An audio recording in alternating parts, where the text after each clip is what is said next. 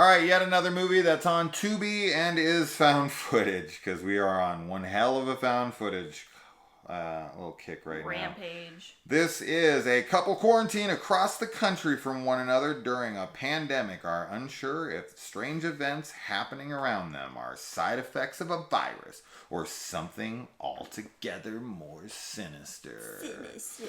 So what'd you think? I really liked it. Because I know you like this one more than I did. Yeah, I really liked it, and I think it's primarily because the lead actress's performance I found like really believable and adorable at times and endearing, and I was just like along for the ride with her and was like really invested in her character. But I have like some criticisms of the film that I think we shared. Like I definitely didn't, I don't know, I didn't love it because I feel like so when we started watching the movie, it starts to kind of play like it's going to be an anthology. Yes. Which we were both excited about, but it's not really an anthology. It focuses on this couple, which I guess the synopsis, tells you that, but we didn't read the synopsis before because we never do. But the way it starts is it's kind of like different YouTube clips from people in different parts of the United States and the beginning of COVID. No, with quarantine. it's UCast. It's UCast, sorry, it's not YouTube. But anyway, and so like you kind of start going through all these clips, but all of them last like for a small amount of time, and then we go back to the main story. And initially we thought the main story was like a longer segment of an anthology. Yeah, that was like 30 minutes, and we're going to move on to the next 30 minutes with little small breaks to show us 1 to 2 minute clips of other things that were pertaining to that story before, showing that other people in the world were having that same issue during COVID. Yeah. All these movies that we're watching right now deal heavily with, the pandemic. Which is cool. It's and it makes sense that we would start seeing those types of movies now. So that's not the case though. It follows this couple for the entire film, and we both felt that the second half of the film was kind of a rehashing of everything that happened in the beginning, as far as like any scares or like just what was happening. It was a lot of repetition, and it does make sense for the plot and what's happening that there would be repetition, but it is a little redundant and like tedious to watch because you're just like, I get it, I know like what's gonna happen. So that was a bummer, but I just really liked her performance and was like just really into that. And I liked their performance together, her boyfriend and her, and I feel like they start arguing, and it felt very hyper realistic for like a couple's argument, like just this like really mean passive aggressive and like pettiness. Yeah, and it was uncomfortable to watch, and I was like, oh, okay, that's like very genuine. But yeah, those are my thoughts. Yeah, I mean, if the fight makes you uncomfortable, then it makes it have a level of authenticity, right? Because whenever you're around other people arguing, especially like couples arguing in front of you, you're like, bro, I don't think we should be around this. Like, this isn't our business. Like, I don't want to be. Yeah, it makes people uncomfortable for sure. Yeah. Unless they're nosy pricks who want to like butt in and try to fix things. Oh, or yeah. something, But we definitely did not want to do that. I think this movie would have benefited heavily from being an anthology. I think that the segment that we do get, that doesn't end up being a segment, it ends up being the entirety of the film outside of, maybe 8 to 9 other small clips that play into this story. People are hearing knocking, and it's brought on by the pandemic.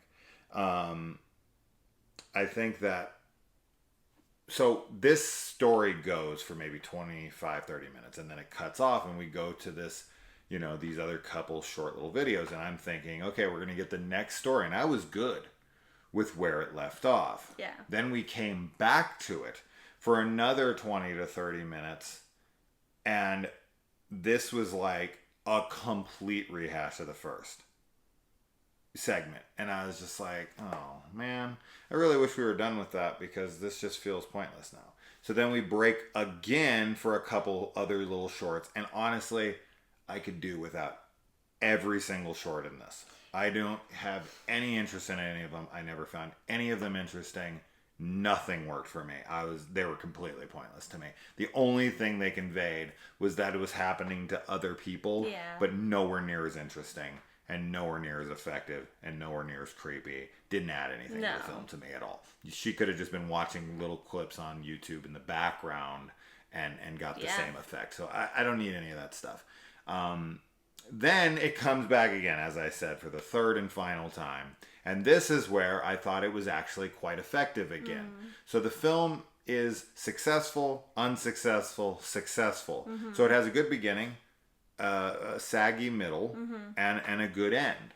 Yeah, the ending is nice. And so I was like, oh, that kind of sucks that we have this weighed down. What would have been cool is they could have condensed all three parts into one segment that was about 30 minutes, 35 minutes long. I think they had plenty of footage to condense it down to that. Then go on to two other stories that were like this. Yeah. Or dealt with a different thing that was happening to other people that were in quarantine. And I think, if those were as effective as those 35 minutes that I'm talking about, 30, 35 minutes, this would be a really good trilogy, anthology film. Like Creepshow 2 or something, where, most anthologies go like 4 or 5 segments. Some make bigger segments and only do about 3. Or you even have the freaking Argento Romero, Two Evil Eyes, which does like 45 minutes a piece and only does 2. That's a rarity. A double is a rarity in the anthology. But yeah, I don't know. I felt the middle sag. But other than that, yeah, as you said, the girl who plays Lisa is very good and likable and charming and sweet and endearing and very real. So that adds to it. And there is a real creep factor to certain segments and moments within it. And I think that was really cool and effective. And everybody plays their parts fine. I just wish we didn't have to recycle so much. But as you said, it is kind of the point is the repetition. Right. Like it's what, is adds to it. Yeah, and it's, because it's dealing with quarantine, I think obviously a lot of people when they were in quarantine, especially if they were isolated, They felt like and that's what I really appreciated from the film, is that it is drawing on these, are people going, there's a lot of angles that you can look at it through. Is it insanity? Is it supernatural? Is it, sickness related? And I think that's, I just enjoyed that. So. Yeah. Yep. So, it's a soft recommendation for me. I think it's a bigger recommendation from her. I recommend it. I liked it. Only for found footage fanatics. Yeah. It's on Tubi, like every other fucking thing. So go watch it on Tubi. Let us know. Bye. Bye.